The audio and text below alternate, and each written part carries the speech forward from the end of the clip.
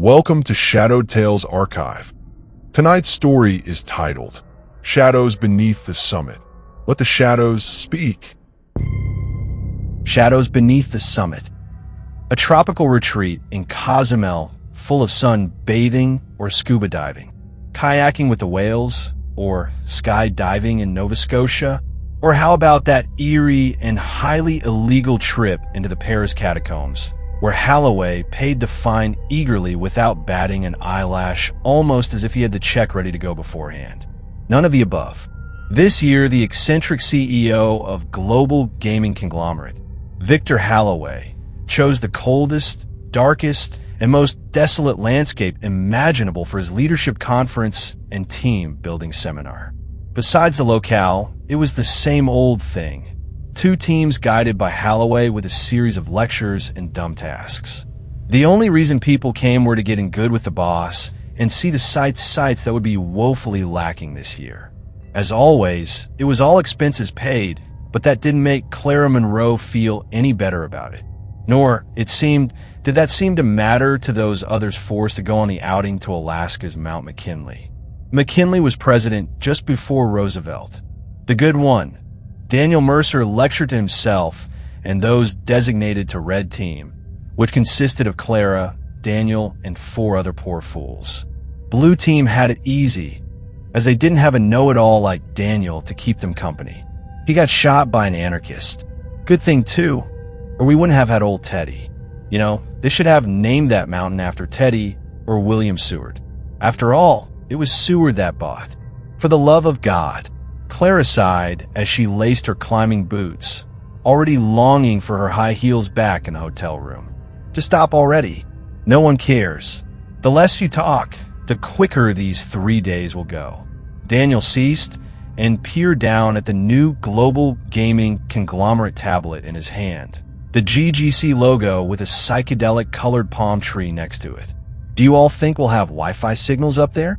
I heard this thing reaches pretty far, but this seems a little extreme. Aren't you in the programming division? Clara hoisted a large red pack on her back. That should be a question you'd be able to answer yourself. I do games, not whatever this is. Daniel turned the tablet over several times. With any luck, Victor Holloway interrupted them. That will run out of juice before the end of the second day. Come on, Daniel. It's all part of the team building experience. Put the technology away and embrace your natural instincts. Put trust in your fellow man. Daniel and Clara sized each other up in silent disgust. Now hurry, everyone. Holloway urged both the red and blue teams. Sunrise is only a few minutes away, and we will only have about 5.5 hours of it. Sounds like poor planning. Clara mumbled a little too loudly than she intended for the benefit of a fellow female director from Milwaukee. After several years of these annual get-togethers, Clara still couldn't remember her name. To Clara, it didn't matter. Milwaukee probably didn't remember her name either. And regardless, both of them got along fairly well. Nothing of the sort, Holloway corrected. Perfectly timed for the winter solstice. There is something to be said about a mountain in the nighttime. Beauty and intrigue that one can't get from some yacht in Mexico. But Mexico doesn't have wolves, bears, and frostbite, Clara added. Personally, Daniel added his 2 cents. Either one is a hazard waiting to happen. Toes falling off out here, or skin cancer on the beach. Maybe next year we could go to Mayberg, the most haunted town in America. At least then we could stay inside. Oh, listen to you too. Holloway shook his head. Sure, this isn't going to be the same as past years, but let that be your team's first lesson. It is all a matter of perspective. When we find ourselves rehashing the same issue or coming by hard times, all one might need to do is flip their perspective around. And so the lectures began. In the emails sent 2 months before the date of departure, Holloway outlined his grandiose plan. Every so many miles into the mountains, he had designated GPS waypoints where they would stop and both teams would engage in a new team-building exercise. Each one was accompanied by some all-important seminar about an aspect of GGC's expectations and goals.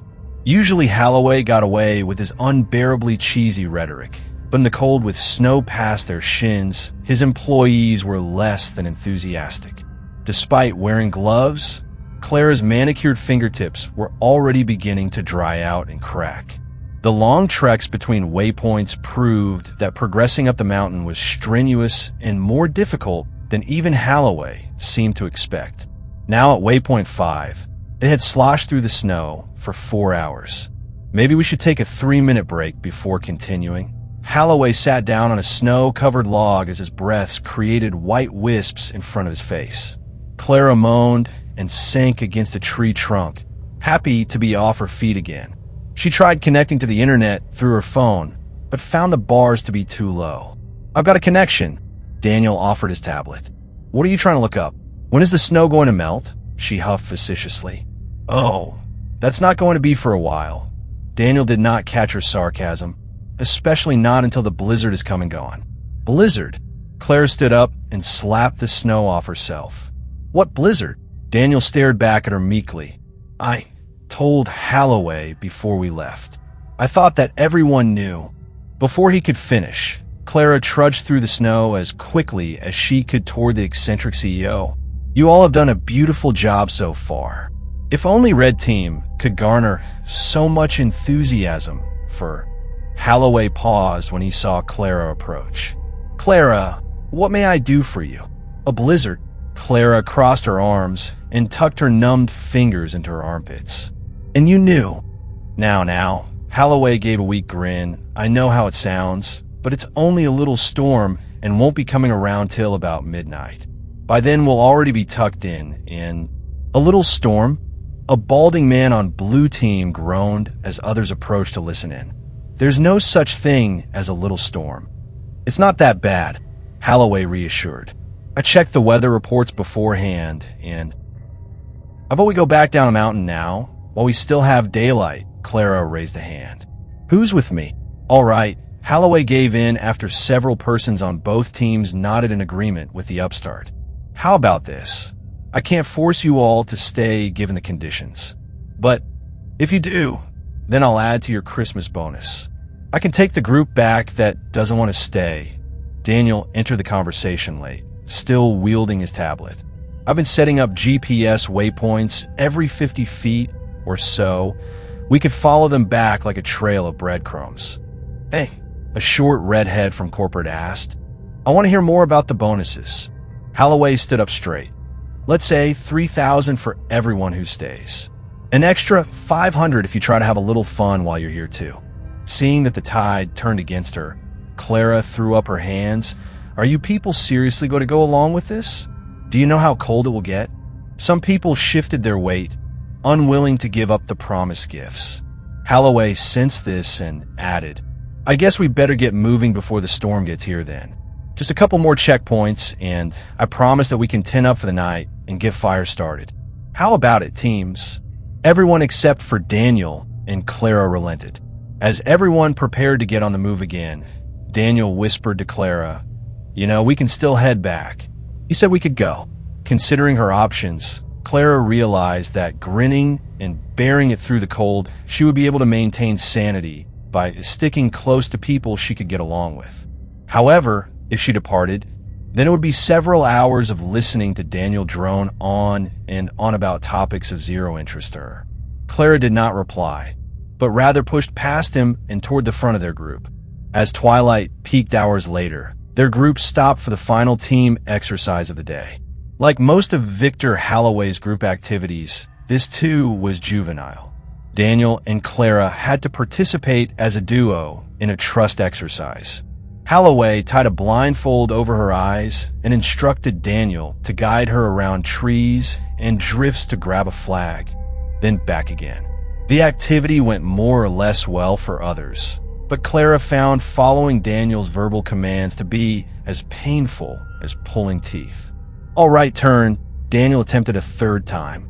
"This way," she said, placing an arm in front of her to keep from running into anything. "Right? No, I mean correct." "No, turn back." Daniel bit his upper lip. "Turn to your 3 o'clock. 3 o'clock. Clara tripped on a buried rock and fell face first into the snow. "God damn it, Daniel." She tore the blindfold off and stumbled back on her feet, snow leaking down her collar as she did so. For a moment, Clara felt like crying with frustration and hatred of the mountain. "Give me real directions, idiot." "I did." Daniel took a step back to avoid her wrath. "It's like the hands on a clock. 12 is straight ahead, 6 is straight back." "Shut up." Clara threw the blindfold into the snow and returned to the group. "Just shut up. I'm done." "Okay." Holloway looked to the others. "Point goes to the blue team. Better luck tomorrow, Red. I think this is as good a place to set up camp as any other. Does everyone remember who their tent companion is?" Daniel high-fived a fellow programmer, as others less enthusiastically paired up. To Clara's pleasure, she got the director from Milwaukee. "So, Clara, have you ever set one of these up?" The theory that Milwaukee might not remember her name got thrown out the window. "Too long ago to matter," Clara replied. "Tab A into slot B, something like that." Milwaukee shrugged and took her pack off with Clara. As her bunk mate took out the camping gear, Clara noticed a lace snowflake pinned just below Milwaukee's collar. "Is that standard issue now?" Clara gestured at the addition to Milwaukee's garment. "Haha, no." Milwaukee tapped the snowflake. "My niece made that. Told me to wear it when I was playing in the snow." Little kids and their innocence, right? "Yeah, right." Clara let the conversation drop. Kids were not, and would never be, a subject matter she found worth pursuing in conversation. Both continued their banter as they took out the tent and camping materials, each woman longing to be wrapped up in a warm blanket again, far away from here. After several minutes of struggling with a red nose and chilled fingers to boot, Clara was no closer to achieving her dream of warmth. She looked over her shoulder at the others and found Daniel and his companion already zipping up their completed tent and jabbering about a new virtual reality game design. "Can you believe those two?" Clara grumbled to Milwaukee. "How can they pretend that this isn't one of the most miserable things they've ever done?" "It helps when you have ADD. Milwaukee stomped a stake into the snow, nearly knocking herself off balance. "Is everyone done yet?" Holloway called out from where he'd started a campfire. "If you are, come gather round for a quick presentation, then we'll delve into another part of good old-fashioned Americana." Milwaukee and Clara eyed their haphazardly constructed tent and shrugged. Fire meant warmth. The tent could wait till later. And that is why the mountain is so important. It is a metaphor for our journey as a company and the road to expansion and progression, Holloway concluded, sensing some of the team already closing their eyes out of boredom. "Okay then, this is a campsite, and this is a campfire. So how about we swap some spooky stories?" "I've got one," a corporate exec stated. 13 people were stranded on a mountain, freezing their buns off, and became human icicles. "The end." "Yes, well," Holloway said glumly. "Seriously though, does anyone have a story to share?" "Anyone? Don't be shy." Several of them looked from one to the other, but no one stepped up to participate. "Fine then." Holloway rubbed his hands together and placed his face closer to the fire. "I've got one." "Great," Clara mumbled to Milwaukee. $30 says it's about team building. "You're on." Milwaukee nudged her. "It's about the Wendigo." Holloway's face appeared sinister in the flames. "The what?" someone asked. Holloway tried again, this time accidentally burning himself in his proximity to the flame. "The Wendigo, a ravenous beast that scours the Alaskan wilderness." "No," Daniel interrupted as he pressed a few buttons on his tablet and scrolled down. "I'm pretty sure it's only in eastern Canada and New England." "Well, this one's in Alaska." Holloway tried ignoring him, "and has been seen right here on MT McKinley." When Daniel raised an eyebrow. "I can't find anything on that."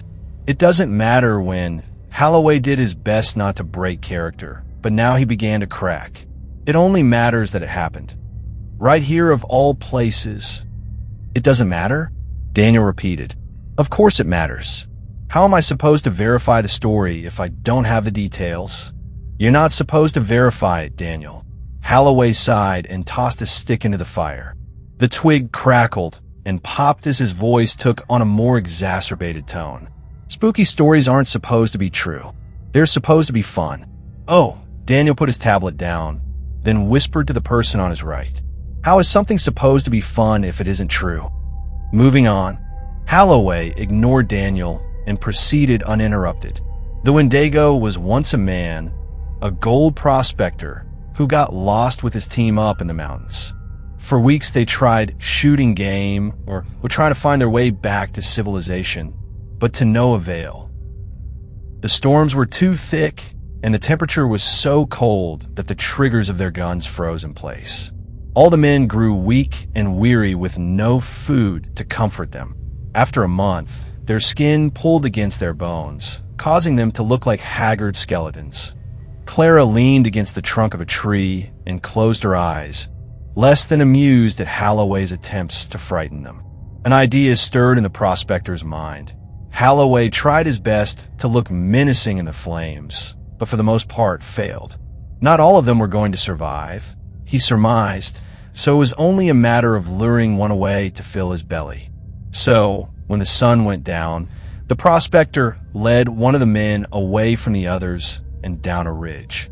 He throttled the poor man and ate to his fill. A few days later, of still no game, the prospector led another away again, killing him in the night and eating him. It did not take long for the last two to see what was going on, but by then it was too late. Idiots, Daniel whispered. You know this story is contrived when the characters in it act like buffoons. Holloway continued. One by one the prospector picked all their bones clean.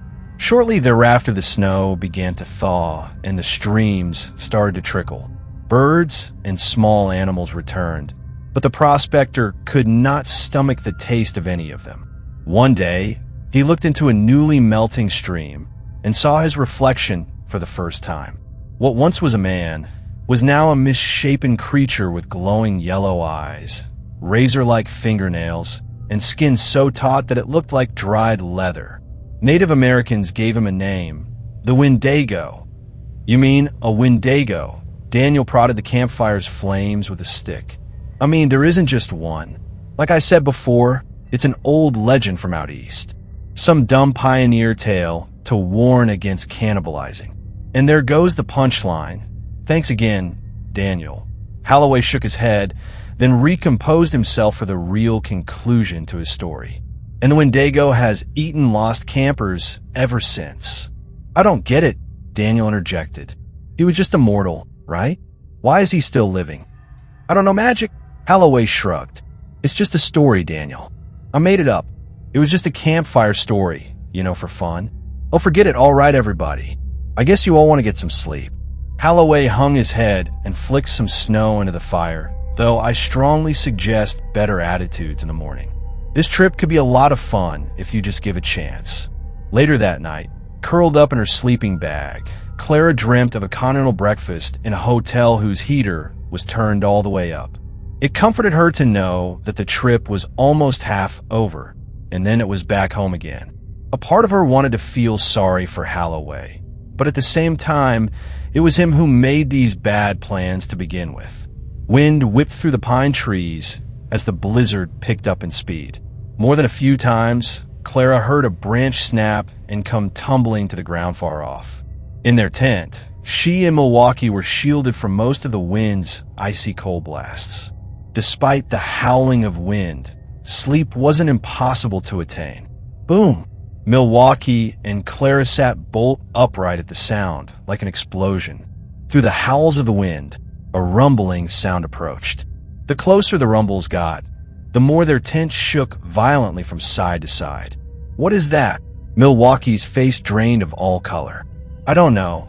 Clara listened intently as campers unzipped their tents and walked out. Tree limbs snapped near them. A pained shout rang out after a branch plummeted downward. Oh God, someone said. It landed on their tent. Quick, Holloway's voice commanded through the storm. Someone help me get this off of them. Should we go and help them? Milwaukee asked, crawling over to their own zip door. Clara latched onto Milwaukee's wrist to keep her in place. No, it's too dangerous. The rumbling grew louder, and now came with the distinctive sound of cracking timber. A scream uncleared their minds fully. Avalanche. Milwaukee's eyes widened and looked at Clara, but before any words could be said, their tent's roof caved inward. Everything happened so quickly that it was all a blur to Clara. 1 minute Milwaukee returned the clutch Clara had on her wrist, and the next both of them were crushed by several 100 pounds of snow. Before the avalanche struck them, several screams had begun, but were all abruptly cut off in one fell swoop. In a confusing blur, Clara and Milwaukee were swept up and tumbled head over foot in the ripping vinyl of their tent. Their bodies twisted and rolled, but yet their hands remained latched tightly together. Cracks and snaps, both near and far, joined in the rumbling of the avalanche, and Clara felt a spike of pain jam through her left arm. Though the pain ripped through Clara's body, their hands remained locked. In one of the violent rolls, the tent ripped apart completely. A heavy mass of snow and ice swarmed around them, cutting off their screams. Their descent down the slope slowed, but not until one more quick jerk that put Milwaukee just below Clara. Finally, the movement of the avalanche ceased, and the two women were left in iced-over silence. Snow covered Clara completely, compacting tightly about her body. She tried moving her legs or arms, but found that she was so deeply buried that movement was impossible. Only her fingers were able to move, and then only the tiniest bit. Elsewhere, Milwaukee must have come to the same realization as a deepening fear set into both of them. They were buried alive. In a claustrophobic-ridden panic, Clara inhaled snow through her mouth and nostrils, trying desperately to get a breath. The sheer cold against her face and body added to the pain desperation. She tried screaming, but more ice and snow fell in her mouth with the effort. Milwaukee flexed her fingers around Clara's hand multiple times, no doubt out of the same miserable hysteria that overtook her companion. No matter how desperately they tried, the snow would not allow them to budge from its freezing cold prison. Somewhere over top of her, something scratched and crunched through the snow. Was someone coming to get her?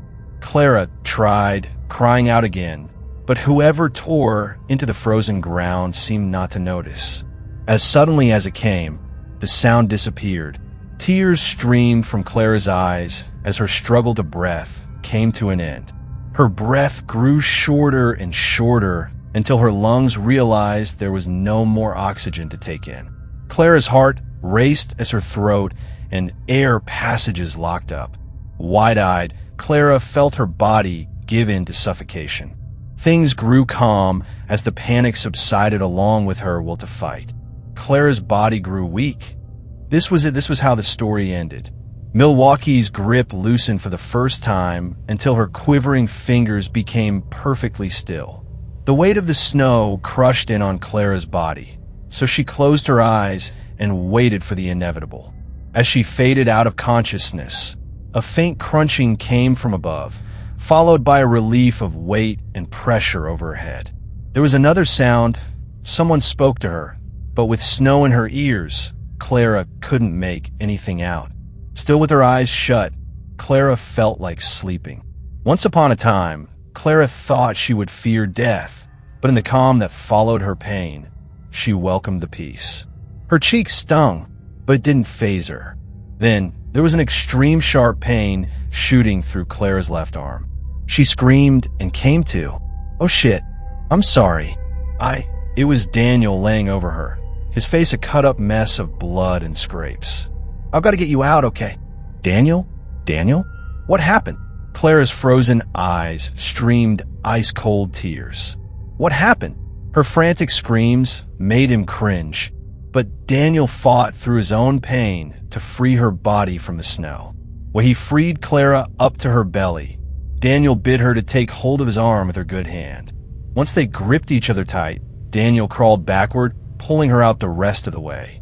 When her legs came out of the snowdrift, Clara only had a few seconds to see the unmoving hand of Milwaukee before loose snow filled in the gap. Clara flipped on her belly and dry heaved saliva and swallowed snow onto the ground, then laid on her side, sobbing uncontrollably. Grimacing and panting through his own physical torture, Daniel crawled backward to half-buried timber and rested against it. The stars above them continued to shine as if nothing had happened. Elsewhere in the universe, things continued on in peace. Clara observed him lean back as if dazed and half asleep, not fully comprehending his distress. Daniel, Clara still shook with fear and despair, but was beginning to regain herself. Whereas everyone else, I don't know, the avalanche knocked me out, but I assume somebody else made it. Daniel pointed behind her to a human-sized depression in the snow field where someone appeared to have dug themselves out. A shallow set of footprints led away from the hole and into the forest. I hope they're going to get help. Clara considered the footprints. Ow, how did you know where I was? Pieces of a tent shone through. I just dug in hoping to find someone, he admitted. Clara cast her eyes to the ground. Thank you. You saved me. Daniel ignored the sentiment. I almost didn't have enough energy to do that. Working under adrenaline, I guess. The snow inside her sleeves and clothes caused Clara to tremble, but she fought through it. Daniel, we need to get the others out. She attempted to rip into the snow like Daniel had done, but stopped as she shrieked from the pain in her arm. You're gonna have to do it. My arm, I think it's broken. Daniel, they need us. Daniel wiped his cheek and gestured his right leg. I told you. I'm done. At first, Clara didn't see what he was getting at. More careful observation, though, brought to her attention a jagged, white protrusion sticking through his poofy blue pants. She was horrified by the sickly white bone covered in smatterings of red blood. A piece of her mind denied the sight entirely. We have to try. Clara cried out of frustration. Regardless of the protests, her arm allowed her no leverage. They're dying. Maybe they're trying to crawl out like you did. We have to help them. I tried climbing a tree when I saw the avalanche coming. I never got fully covered, only beaten up pretty bad. Daniel hung his head in silence for a few seconds. You were almost gone when I found you. There isn't anyone else. We're it, along with whoever was able to dig out and walk away. When he finished, Clara pounded the snow under her feet as a new wave of desperate screams and crying took over. No, she was under here with me. I felt her. We have to try. Clara flung snow in every direction until she collapsed on her belly, no longer able to fight through the pain. Who? Daniel's eyelids drooped. Who was there? Clara paused and trembled with a new wave of grief. Her name was Daniel. God damn you. Why would you ask me that? Just asking. Daniel remained on his back, gazing up at the night sky and letting his breath slow. As quickly as it had come, the blizzard had blown out of sight, leaving the forest quite still. A thought occurred to him, and he quickly sifted through his pants pocket for the tablet. After taking a look at it, Daniel let it fall to the snow. The tablet screen was fractured in several spiderweb patterns, and its frame was cracked so severely that internal damage was a certainty. What do we do? Clara tried to recompose herself. Do we just wait here? No.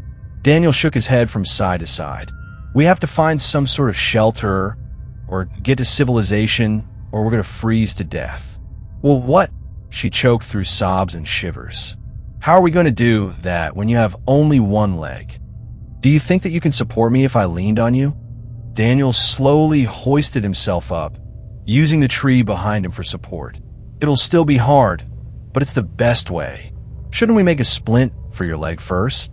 Clara watched as pained tears slid down his own cheeks for the first time. What are you going to make it out of? Daniel clenched his teeth as he waved her over to help him stand. We don't have any straps. None of us are in a condition to dig, and the more time we waste, the more likely we are to not make it through the night. Clara nodded and stood. We follow the footprints then? How do we know whether the person who made them knew where to go? For a moment he said nothing. Then Daniel rose his head to lock eyes with her. We don't. Even as they made their way over to the footprints, Clara wasn't sure how she was going to manage this. She was a slender woman, nowhere near the size to act as the crutch for a man like Daniel. Still, she helped him stand and slung his arm over her shoulders.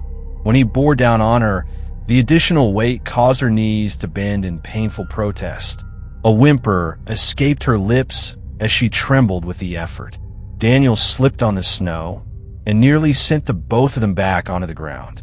Her boots gave way in the slippery mess, but she caught herself and held them steady. Slowly, they took a few steps forward. It was only a short matter of time before Clara realized how much pain her new broken arm was in. Every jolt or uneven step caused her to gasp. "How long do you think you can keep this up?" Daniel noticed. "I don't know," Clara admitted, "but if we don't try, we're dead anyway." The night was still as the two struggled on. The only sound was the crunch of their boots in the snow. Neither knew how long they walked, but each felt their strength waning. They needed a miracle soon, or else. Clara looked back over her shoulder to see the twisted, mangled debris of their former campsite. None of it was recognizable anymore, just white powder and the occasional ripped piece of nylon. What really shook her, though, was the snow slope next to it. Snow still tumbled and settled, but for a second she was sure she saw a hand, someone's hand sticking up from under the snow. It was gone just as quickly, and with it, Clara realized she had only imagined it. "What?" Daniel noticed her stop. "In nothing." Clara shook her head. "Let's just keep going." The shallow footprints ahead led into the woods. At first the trail wasn't too bad, but the deeper they went, the more the trees seemed to close in around them. It grew harder to maneuver Daniel through.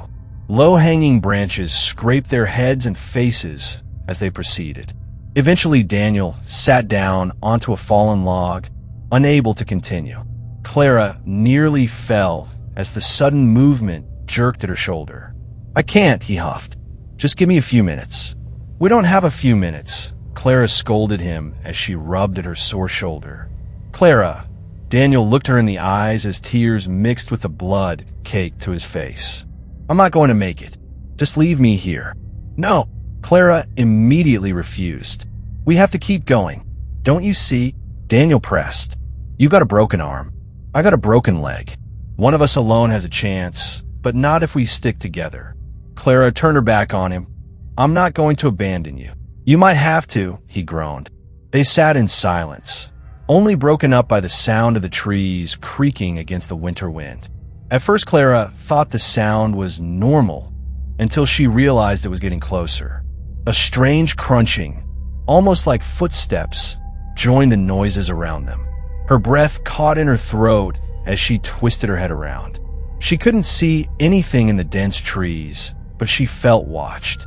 "You hear that?" Clara whispered. Daniel's face turned pale. "I hear it." The noise circled them, staying out of sight but never stopping. Then it vanished entirely, leaving only the echo of their own frightened breaths. "What the hell was that?" Clara asked. Daniel shook his head. Maybe an animal. Animals don't circle like that." Neither one spoke for a long while after that. Daniel clutched his ruined leg and shook his head. "We're screwed." No, we're not." Clara tried convincing herself more than him. We just have to keep going. Please get up." Daniel groaned, but pulled himself back up with her help. They stumbled through the woods again, every step a battle against their own bodies. After what felt like hours, they spotted something ahead. It wasn't lights or another person, but a small wooden shack tucked between the trees. The roof sagged with snow, the door half hanging off its hinges, but it was shelter. Clara nearly cried with relief. "There! Come on!" Dragging Daniel along, she rushed them to the shack and forced the door open. The inside was dark and smelled of rot. A collapsed bunk bed sat in one corner, and rusted tools lined the walls. Still, it was 4 walls and a roof, and it meant survival for the night. Clara helped Daniel down onto a pile of moldy blankets and sank against the opposite wall. For a long time, they both just sat there, shivering, gasping, and listening to the storm outside. Finally, Daniel spoke. "You think anyone's going to come for us?" Clara closed her eyes. "I don't know." Her voice cracked as exhaustion overcame her. "But we have to hold out. Just a little longer." Neither of them said anything more as the wind howled outside and the trees groaned. The storm raged on into the night. Somewhere deep in the forest, something howled back. The storm outside eventually settled into a quieter wind, but Clara could not sleep. Her broken arm throbbed with every pulse of her heart, and the ache in her body kept her awake. Daniel's ragged breathing filled the shack, occasionally interrupted by a pained groan. The moldy smell made her nauseous, but it was better than freezing out in the open. She shifted against the wall and tried to convince herself they were safe here, at least for now. A scratching sound outside made her sit up straighter. Her pulse quickened as the sound moved along the outer wall of the shack. "Daniel," she whispered, "do you hear that?" He stirred, half asleep. "Hear what?" "Shoo." Clara strained to listen. The scratching grew louder, like nails dragging across old wood. Then silence. She held her breath, every nerve in her body on edge. For a moment, she thought she had imagined it. Then the door creaked. Snow blew in as it slowly opened, inch by inch, without anyone touching it. Clara scrambled to her feet, despite the pain in her arm. "Who's there?" she demanded, though her voice trembled. No answer. The door stayed half open, creaking slightly in the wind. Nothing moved outside. Daniel forced himself upright, leaning on the bunk frame. "What is it?" he rasped. The door just opened. "Wind," Daniel muttered, but his eyes were wide with fear. Clara shut the door and slid a rusted tool across the ground to brace it. Then she sat back down, shaking uncontrollably. They stayed awake the rest of the night, jumping at every sound. Morning came dull and gray, the forest silent beneath a thick layer of snow. Neither had truly slept. Daniel looked worse than ever, his face pale, lips blue, eyes bloodshot. "We can't stay here," Clara said firmly. "We need to move." "Where?" She hesitated. "Follow the footprints again. Maybe whoever was found a ranger station or a road." Daniel didn't argue. It took nearly half an hour to get him standing again, leaning heavily on her. Clara bit back, cries of pain every time her broken arm jolted. They left the shack behind, footprints trailing unevenly behind them. The woods were quiet, too quiet. Not even the usual sounds of birds or cracking branches echoed. It felt as if the forest itself held its breath, watching. Hours dragged on, the snow reflecting gray light back into their tired eyes. Clara's legs screamed in protest, her body weak with exhaustion. Daniel leaned more heavily with each step, his strength fading fast. Finally, they stumbled into a small clearing. Clara gasped when she saw what stood at the center. A cabin, bigger than the shack, sturdier, with smoke stains above the chimney that suggested it had once been lived in. She almost laughed with relief. "We made it!" They hurried as fast as their broken bodies allowed. The cabin door was shut, but not locked. Inside was dark, but warmer than outside. Stacks of chopped wood rested near a cold fireplace. Clara lowered Daniel onto a ragged couch, then collapsed beside him. For a long time, they said nothing, just breathing in the stale air. Finally, Clara forced herself up and began stacking wood into the fireplace. Her hands shook, and her arms screamed in pain, but she managed to light a small fire with matches she found in a drawer. The flames flickered to life, casting a weak but welcome warmth. Daniel sighed and let his head fall back. Good job." Clara sat across from him, staring into the fire. Her eyes grew heavy, but she forced them open. Every creak of the cabin made her flinch. Something about this place felt wrong. She tried to ignore it. Hours passed. The fire burned steady. Daniel dozed in and out of consciousness. Clara drifted too, her body finally surrendering to exhaustion. A noise woke her. Not the wind, not Daniel. Something else. A thump against the wall. Then another, and another, like footsteps circling the cabin. Her heart pounded as she shook Daniel awake. "Do you hear that?" she whispered. He groaned, blinking blearily. "What?" The thumping grew louder, closer, moving around the cabin in deliberate steps. Then silence. Clara clutched her chest, waiting. The door rattled. Not from the wind, from something pulling at it. The rusted latch groaned. The wood creaked. Clara backed toward Daniel, her breath coming fast. The latch snapped. The door opened. Snow blew in, but no one stood in the doorway. Just darkness. Clara's voice was barely a whisper. Oh God. Then she saw it. Two glowing eyes, low to the ground, staring at them from outside. They blinked once, then vanished. Clara froze, her nails digging into Daniel's sleeve. Did you see that? She whispered. Daniel's face was pale, his eyes wide with dread. Yes, he breathed. For a long moment, they stared at the empty doorway, waiting for whatever it was to return. Nothing moved. Finally, Clara staggered forward and shoved the door shut with her good arm. She dropped the wooden bar back into place, her entire body trembling. Daniel rasped, "What was it?" "I don't know. I don't want to know." They sat in silence, listening to the fire crackle. Every gust of wind outside made Clara jump. Daniel clutched his ruined leg, wincing in pain, his eyes never leaving the door. Hours passed. Neither of them dared to sleep.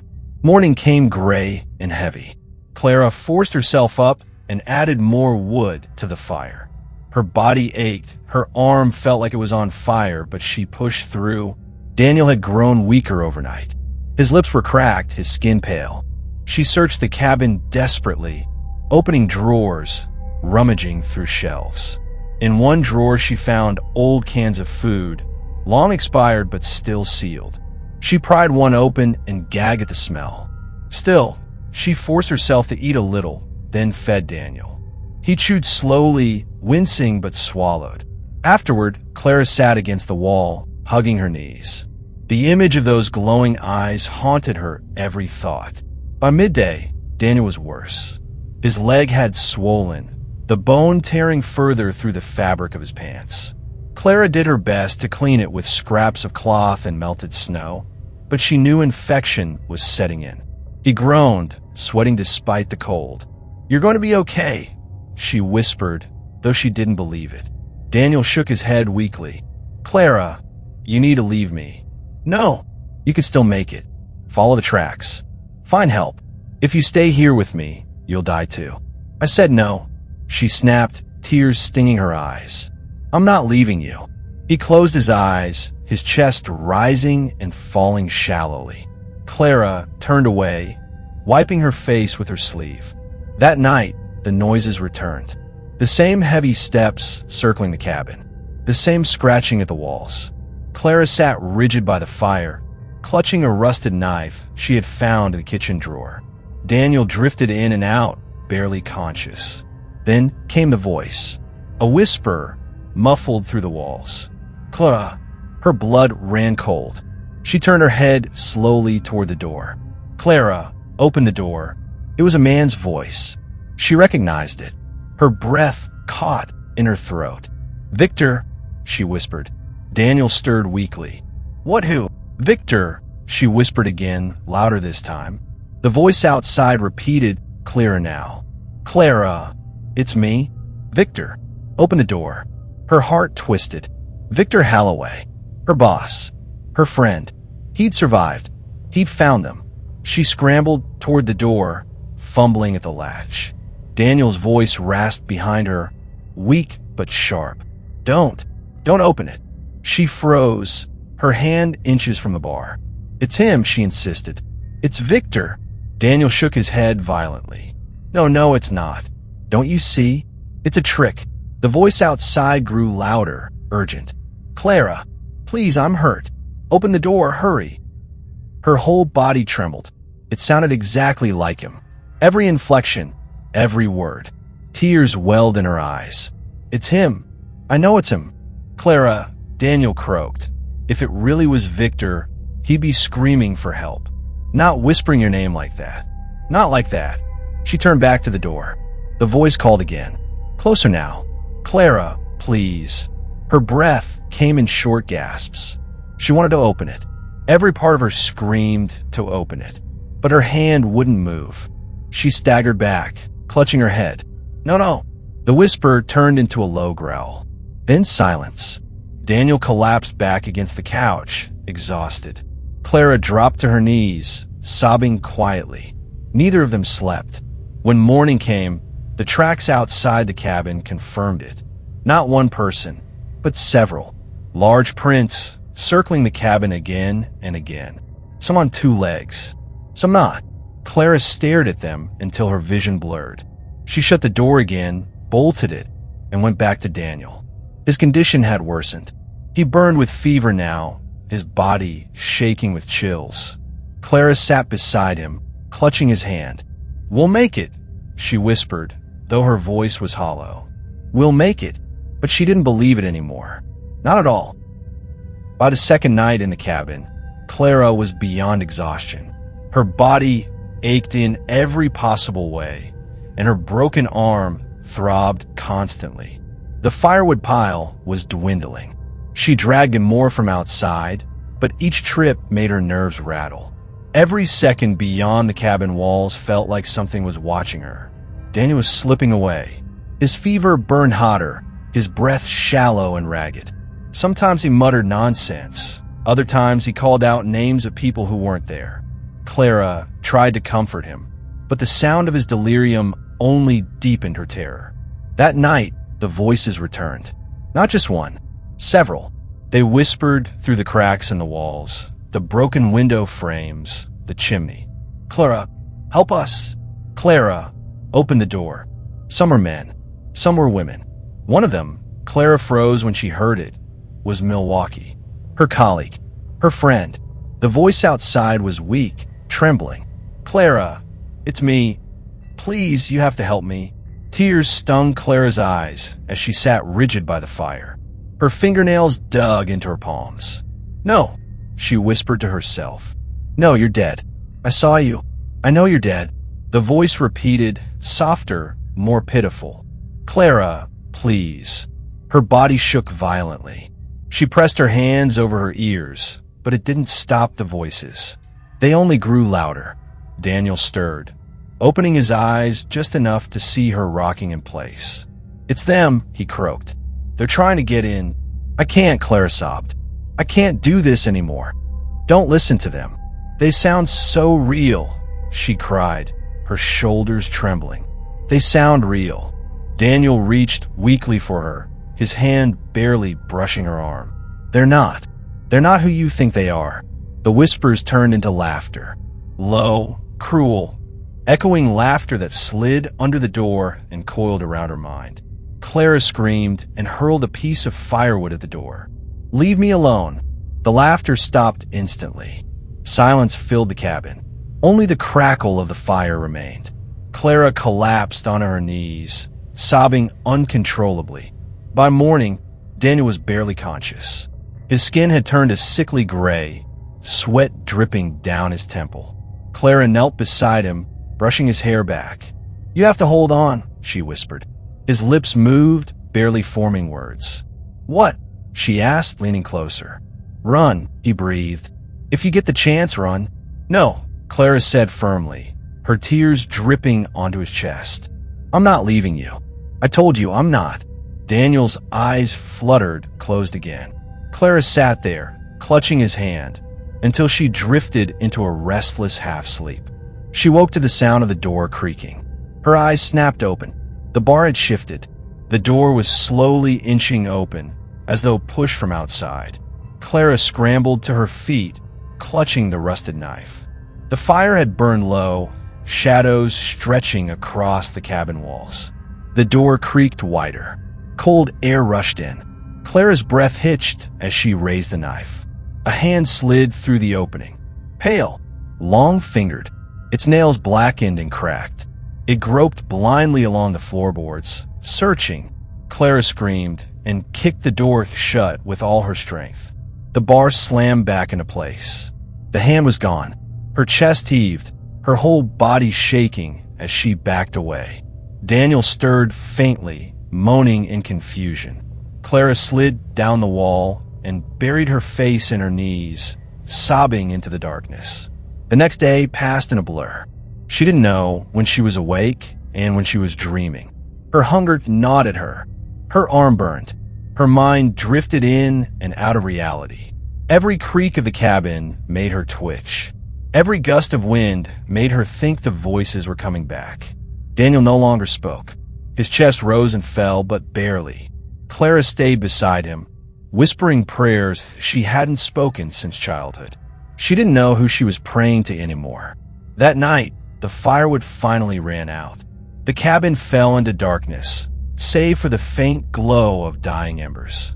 Clara sat in the shadows, clutching the knife, her breath misting in the cold. Outside, the whispers began again, but this time they weren't pleading. They were chanting, low, rhythmic voices circling the cabin, words she couldn't understand, rising and falling like a ritual. Her skin crawled, her heart pounding so hard it hurt.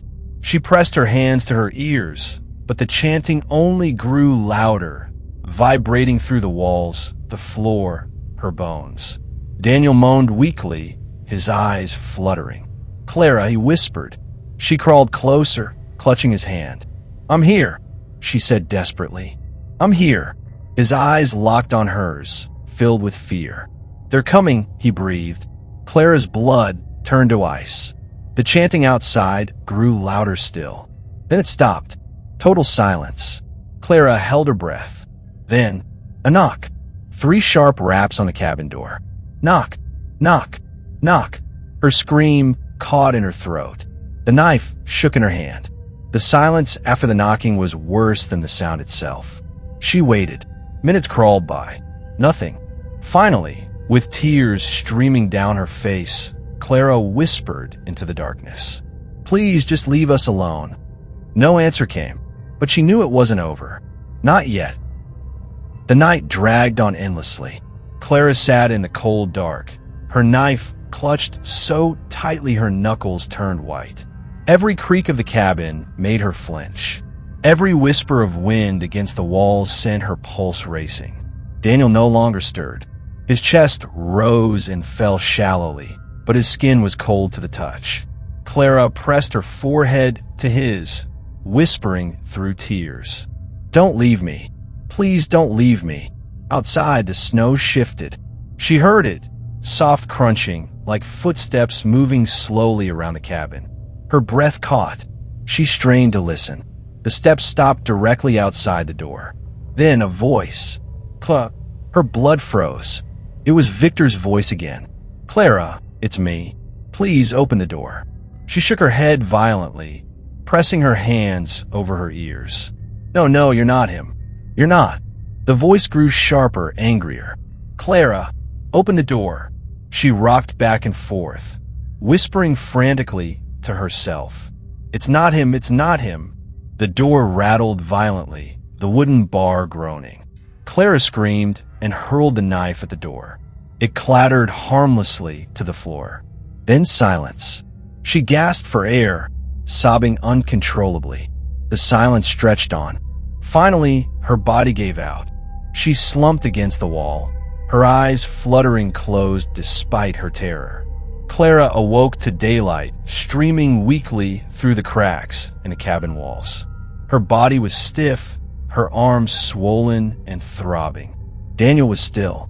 Too still. Her heart dropped.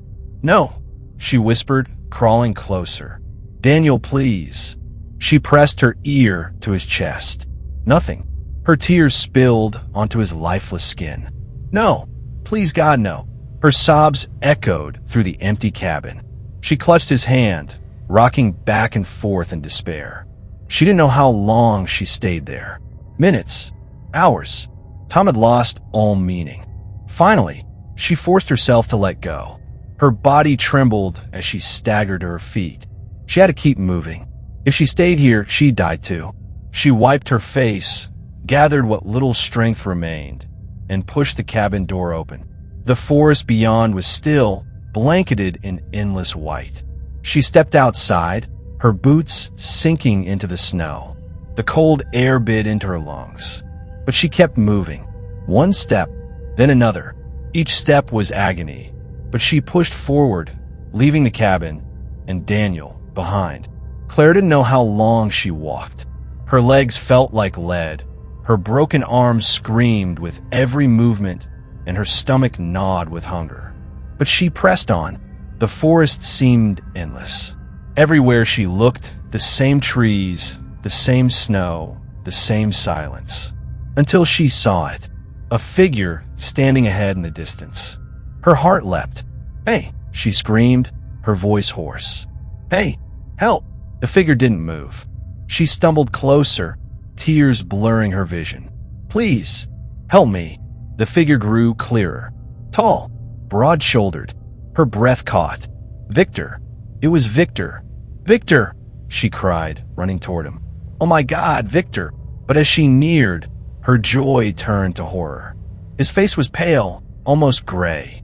His eyes glowed faintly, just like the one she had seen outside the cabin. His mouth twisted into a grin that was not human. Clara screamed and fell backward into the snow. Victor's figure tilted its head, watching her.